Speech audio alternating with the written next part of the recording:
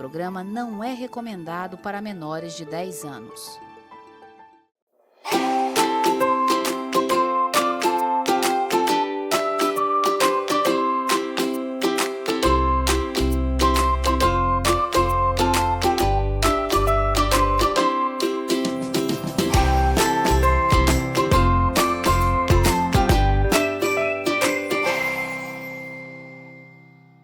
Seja bem-vindo a mais um programa Melhor da Vida. É com grande satisfação que nós entramos na sua casa para lhe dar um conteúdo para mudar a sua vida. Pessoal, eu quero fazer uma pequena reflexão sobre o tema de hoje, a neurodivergência. O que é que a gente pode fazer com essas famílias neuroatípicas? O que é que a gente pode melhorar?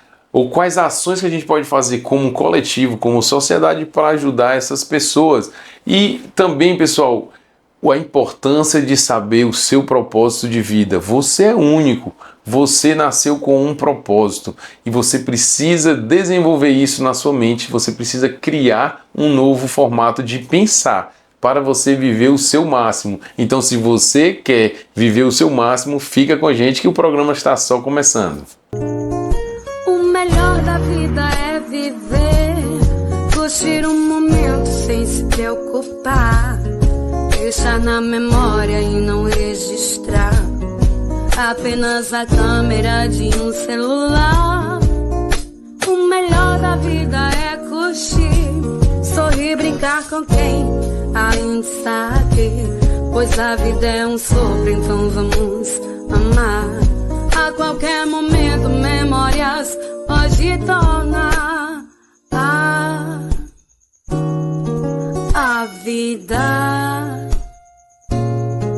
A vida vale a pena ser vivida. Continuando o nosso programa Melhor da Vida, deste sábado nós vamos trazer um tema bem interessante. Quem trabalha com a neurodivergência, quem dá acesso, apoio, suporte a toda essa questão, sabe que saiu um novo decreto, que ele institui um plano de ensino para a educação especial inclusiva e cria toda uma rede, né? E para isso a gente está trazendo aqui Agnes Bezerra. Bom dia, Agnes. Bom dia, doutor Tiago. Fico bastante feliz pelo convite, né? Estarei aqui dando a minha opinião sobre o decreto, não apenas como advogada, mas como estudante de pedagogia, como mãe atípica que vive essa realidade.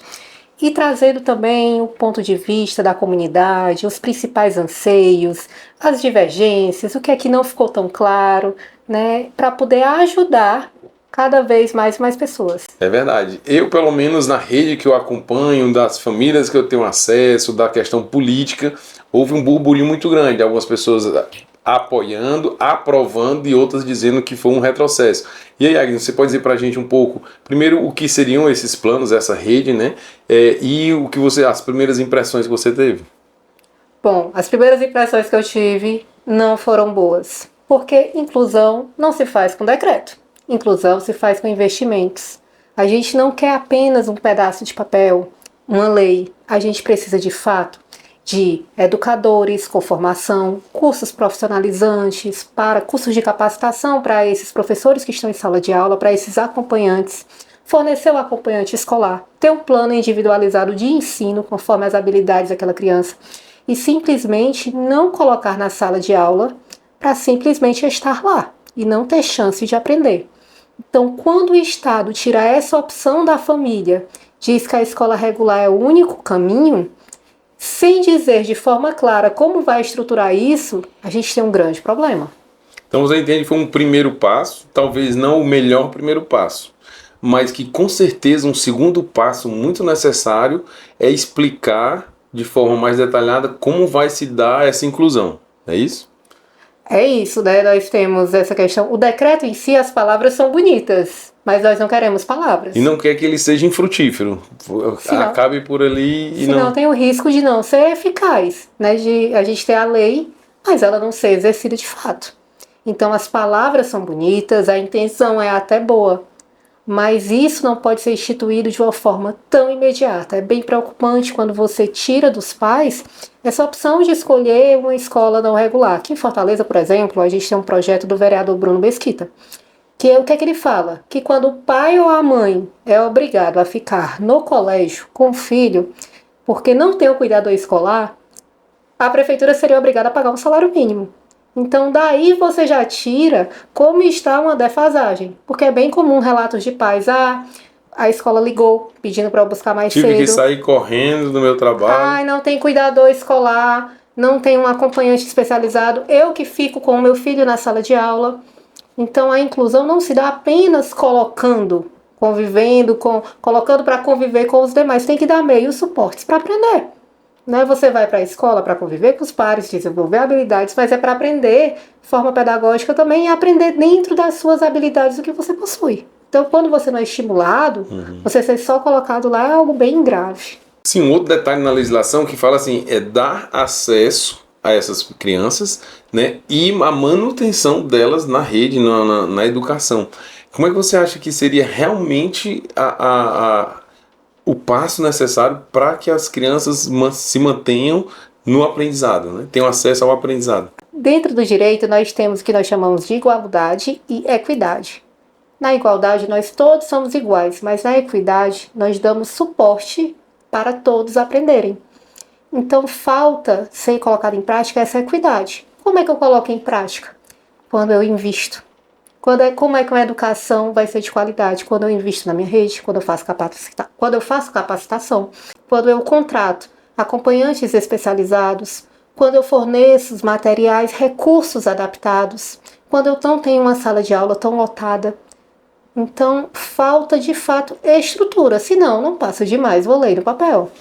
A gente sabe que na educação, por exemplo, surdo-mudo, né, existe uma escola que é especialista, Escola Gustavo Braga, onde os alunos que têm essa condição são direcionados para lá, os professores recebem um treinamento para esse tipo de deficiência e se colocou ali aquela estrutura para essas coisas. Você acha que seria interessante criar uma escola de autismo, uma escola preparada, toda desenvolvida para receber esse público? Eu já estive em modelos de clínica e escola, e quando a gente fala de autismo de nível de suporte 3, o que é que a gente precisa ensinar? Às vezes alguma habilidade básica do dia a dia, ensinar a se alimentar, ensinar a se vestir. E quando eu fui desse modelo de clínica e escola que eu visitei no Sudeste, o que é que eu vi? Uma horta, uma natação, o fato de ter um médico, uma forma diferenciada de aprender. Então ainda falta, no meu ver, um pouco de visão de instalarem essas clínicas aqui, clínicas e escolas. Então nós temos também o caso da PAI, que faz toda essa parte, inclusive infantil também. O que tem que ser ofertado de fato é essa possibilidade para o pai. O pai ele pode escolher e não colocar a escola regular como o único caminho, obrigatório. E o caminho parece que está sendo atapetado para que, eu vou colocar, fica um pouco pejorativo, mas como se fosse um arranjo da escola tradicional, um puxadinho da educação regular, e dizendo que está incluindo, né? Eu acho que foi a sensação da maioria das pessoas. Não está se pensando realmente nas necessidades das crianças da neuratipia. Está só colocando ali uma possibilidade de um arranjo dentro daquele negócio fechado, amarrado que já existe da educação. Não se estão pensando numa nova forma de educar. Uma educação que já é limitada. Quantas escolas públicas que a gente visita e a gente vê professores fazendo cota de café, cota de garrafa de água, fazendo milagre do dia a dia, se doando, e de repente se vê com 6 a 8 alunos, sem um acompanhante especializado, sem ter mais alguém na sala de aula. 6 a 8 neurodivergentes. 6 a 8 numa sala com 50 já, com 40 com 20 e poucos, sem esse suporte. Então, do outro lado, é bem comum, para mim que sou estudante de pedagogia e psicopedagogia, eu escuto, nós estamos cansados, nós estamos adoecendo, eu tenho um aluno com paralisia, eu quero dar o meu melhor, mas eu não tenho como. Eu que compro o material do meu bolso, e aqui a gente tem que exaltar os professores, os bons professores, os que têm vocação. Então, assim, eu compro o material do meu bolso, eu compro a canetinha. Se não tem isso, quem dirá colocar isso de uma forma obrigatória, dizendo que a escola regular é o caminho. A gente está falando da educação no meio político, né? A educação ali primária, né? Do fundamental, que tem uma necessidade, ou aliás, uma vinculação a prefeituras, né? Um pouco do Estado, o ensino médio, que é mais do Estado. Você vê que existe uma falha, então, em toda essa rede do pré, do fundamental, médio, tudo tem uma deficiência e não consegue realmente incluir essa educação especial.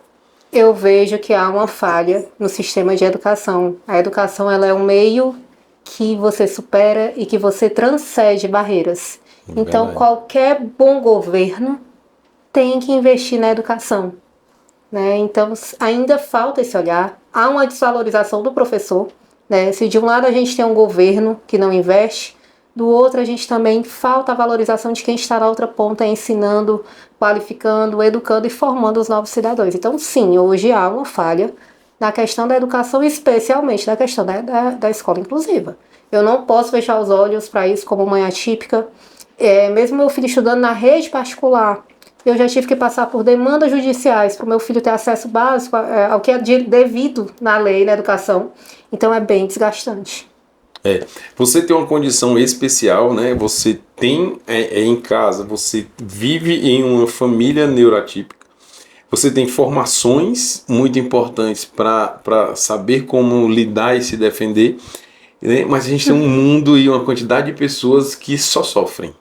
Se sentem abandonadas, se sentem não ouvidas, não acolhidas, batem nas portas, tem um papel lá do encaminhamento de 2 anos, 3 anos na terapia e vendo o filho evoluir em idade e não evoluir, né, no desenvolvimento. E aí eu quero que você abra o seu coração aqui para a gente, assim, qual seria o sonho ou qual seria o ideal de tratamento, digamos assim, educacional para essas crianças? Qual seria o seu ideal, que aí você imagina que você está com a caneta, tanto da prefeitura como do estado, o que seria realmente uma educação especial inclusiva para que as nossas crianças de Fortaleza e do estado do Ceará? Nós temos no SUS um protocolo para tentar identificar os primeiros sinais de autismo nos 18 primeiros meses. O que acontece? Nós temos o que se chama de neuroplasticidade, uma fase que o cérebro faz 1 milhão de conexões por segundo. Nós temos a idade de ouro, o pico da neuroplasticidade. Então essa fase não se compara com nenhuma outra da vida. A gente tem que investir nessa primeira infância.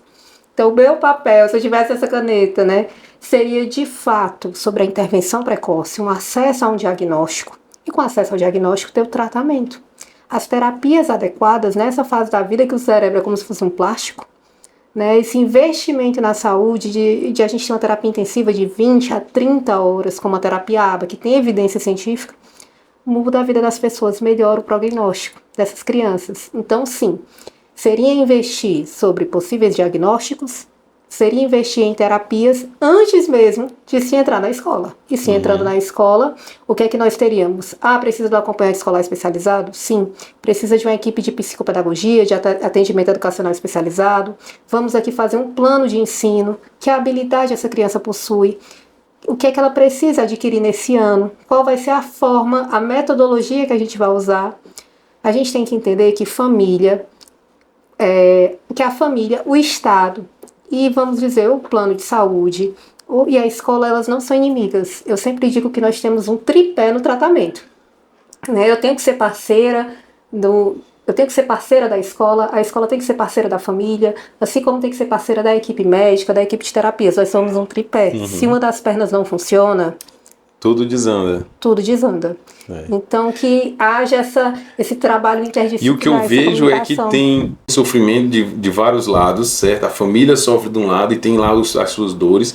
A educação tem as suas dificuldades, suas limitações, inclusive a falta de interesse governamental, né? E aí não existe nada ligando, fazendo ele assim, cara, eu consigo melhorar o teu sofrimento aqui, eu consigo melhorar aqui, e a gente consegue caminhar. Falta esse elo de ligação. E a gente vê muitas ONGs, muitos institutos e tentando fazer esse elo, mas também não tem apoio, né? Não consegue esse suporte. Então eu acho que essa rede, ou o segundo ou terceiro passo, precisaria fazer essa ligação. Acolher a dor da família, acolher as dificuldades e resolver. E não só ficar um jogando para o outro, né? Daí a gente tem a importância de um governo participativo, que escuta a sociedade, escuta as famílias. Então, sim, está na hora das famílias atípicas serem ouvidas, terem reuniões específicas a nível municipal, a nível estadual, as secretarias trabalharem em conjunto, o que é que a saúde pode fazer, o que é que a educação pode fazer. Por exemplo, outra forma, muitas vezes as escolas que percebem os primeiros sinais de algum indicativo de algum transtorno. De repente tem um elo entre a Secretaria de Educação e a Secretaria de Saúde para acelerar esse diagnóstico. Não, as crianças desse colégio, dessa região, desse bairro, vão para o médico tal dia, de repente algo móvel, né? E se pensar, se mapear aquela região. Então, se a Secretaria de Saúde trabalhasse em conjunto com a Secretaria de Educação e ouvindo as famílias, eu tenho certeza que seria bem mais rico, bem mais fácil de entender as dificuldades daquele bairro, daquela região e ter algo mais especializado e ter essa melhora. Excelente, excelente. É fazer com que as famílias sejam ouvidas, os profissionais na ponta, nas creches, na pré-escola, a sinalização deles, né, e o aparato governamental abraçar isso e realmente dar uma resolução, um encaminhamento, né? Não é só receber e abandonar. Tem que acompanhar na primeira infância, que é a mais importante. Exatamente, né? Essa idade de 0 a 6 anos é crucial. É interessante a sua fala sobre a neuroplasticidade, o desenvolvimento cerebral, só para vocês terem uma noção, é como se no nosso cérebro estivesse produzindo vários blocos a milhares, muitos bloquinhos. E o neurodesenvolvimento vai fazer com que esses blocos se tornem a construção de algo útil. Vira a construção de um castelo, vamos dizer assim, né? E toda uma formação que faça sentido. E se não houver esse apoio nessa época da vida da criança, vai ser muitos blocos sem ter uma função e alguns desses blocos até se perdem, porque está ali sem função. Então, pessoal, na parte física, esses blocos vão ser produzidos. Na parte do desenvolvimento psicomental, eles precisam serem úteis para uma construção de algo. Né? E é isso que é tão importante. Se a gente perder esse timing, esses blocos vão ficar sem utilidade ou vão até deixar de existir. E aí a gente vai ter que correr atrás, ainda dá para desenvolver, mas é num ritmo bem menor, com muitas outras dificuldades e até com um custo maior. A gente está falando inclusive de diminuir custo e de melhorar o prognóstico ou o futuro daquelas crianças. Não é isso? Eu não gosto de falar a palavra custos, eu gosto de falar a palavra investimento. Até porque quando você investe na primeira infância e aquela criança tem a chance de se desenvolver, de um melhor prognóstico, no futuro pode ser que ela não precise de um benefício, que o cuidador esteja ativo no mercado de trabalho, né? Então a gente pensa na economia futura, eu penso assim, um investimento, mas a economia que isso gera a médio e longo prazo para o Estado precisa ser visto, não apenas imediato. Isso, é um plano. É um plano. É um plano. E é o que a lei diz. Mas será que essa lei vai ser cumprida? Me preocupa bastante. Acredito que não. Pelo que eu estou vendo, mais uma preocupação. A comunidade tem que estar preocupada sim. Por quê? Será que seu filho vai ser incluído de fato? E me diga uma coisa, como é a atuação da Agnes Bezerra? A gente já falou de pedagoga, advogado e mãe. E fala um pouco pra gente mais como é que é a sua atuação no dia a dia. Bom, eu ajudei a fundar um instituto, sou membro fundadora do Instituto Casa de Gui, que atende quase 200 famílias de crianças e adolescentes neurodivergentes do terceiro setor, uma ONG sem fins lucrativos, né? E há uma extrema dificuldade, né, da própria ONG de se manter, procurando fornecer o que o Estado não fornece. Seja uma terapia, seja uma cesta básica, seja cuidar do cuidador. Quantos cuidadores, quantas mães eu atendo que estão doentes, sobrecarregadas, mães solo, né? Então, assim, tem que cuidar de quem cuida também. Eu mesma fui uma que me descuidei, que fiquei muito tempo, sou mãe, eu digo, não, eu também sou mulher, também sou esposa, sou profissional. Então, às vezes a gente já tem uma perda da identidade, né? E isso aconteceu comigo mesma. E a Casa de Gui, o Instituto, ajuda essas famílias gratuitamente, né? Então, quem quiser conhecer, quem quiser ajudar, porque passamos por várias dificuldades. Encontra na sua rede social, quem está aí e sente essa dor, pode lhe procurar, tem lá na sua rede social, acha a casa, acha a o casa instituto, vai ser abraçado com certeza. Não, e de tudo, gente, desde um brinquedo a um sapato que você não queira, uma roupa, porque há o bazar, né, para arrecadar fundos, a simplesmente a um brinquedo que possa se tornar um recurso, a doação de algum valor, né, então tudo a casa aproveita. Excelente. E além dessa casa que você é fundadora, você também dá suporte em outras, você dá esse apoio, você consegue abraçar mais coisas? Olha, eu tento, né, sempre tirar dúvidas ou dar uma contribuição. Inclusive na Caucaia eu tenho 2 instituições em especial, que é a AMA, Associação de Mães de Autistas, que faz um trabalho belíssimo. Belíssimo trabalho. Né, através da DACI. E também já ajudei e conheço, sou apaixonada pelo projeto Espaço Azul, que fica no Padre Romualdo, né, que é da Cleudane, na presidência. Então são espaços assim sérios, com pessoas comprometidas que se doam, que fazem muitas vezes o papel que o Estado não faz. É verdade. É o terceiro setor ativo que está gerando uma melhora da condição diante de tanto drama, né, que essas famílias vivem, e dando um certo suporte. Eu também faço muito acompanhamento, principalmente das receitas, para aquelas crianças que têm, né, que é tão difícil acessar um médico, e para fazer a renovação, para toda aquela coisa, eu dou esse suporte também em várias instituições, e isso é muito importante. Tem uma instituição ainda da Caucaia que eu não conheci, não conheci pessoalmente, que é Casal Autista do Litoral. E assim, Caucaia me chama muita atenção, porque diferente de Fortaleza, Caucaia nós temos 3 regiões, é praia, serra e sertão. E nós estamos falando de uma cidade quase gigante, 4 vezes maior. Territorialmente é muito maior que Fortaleza. Muito maior, e que tem 3 regiões assim bem diferentes. Então Caucaia me chama, apesar de ser nossa vizinha, assim, apesar de ser minha vizinha, que eu resido em Fortaleza, Caucaia me chama muita atenção. E é necessário um investimento, um olhar público, sim. É isso mesmo, Agnes. Eu queria só que você desse aí um recado final, trouxesse aí uma mensagem de esperança e um fechamento em relação a essa nova legislação que começou uma nova briga. Eu entendo assim, que começou um novo processo para as famílias, para a gente que trabalha aqui no terceiro setor, de reivindicação. Agora está no papel, tem que fazer. É isso? Tem que fazer. E lembrando que decreto é lei. Né? Então, se acontecer de você perceber que seu filho não está sendo incluído da forma correta, acione os seus direitos, procure o Ministério Público, procure a Defensoria, procure um advogado da sua confiança, né? Faça os requerimentos, tenha laudo, converse com o médico do seu filho. O que é que o meu filho precisa dentro da sala de aula? Né? O que é necessário? É necessário um acompanhante especializado? Por quê? Qual a justificativa? Para que você possa requerer e se defender, porque inclusão não é favor, inclusão é direito. Pessoal, a gente vai dar uma pausa, mas o programa continua, fica com a gente. O melhor da vida é viver, curtir um momento sem se preocupar, deixar na memória e não registrar apenas a câmera de um celular. O melhor da vida é curtir, sorrir, brincar com quem ainda está aqui, pois a vida é um sopro, então vamos amar. A qualquer momento memórias pode tornar a vida,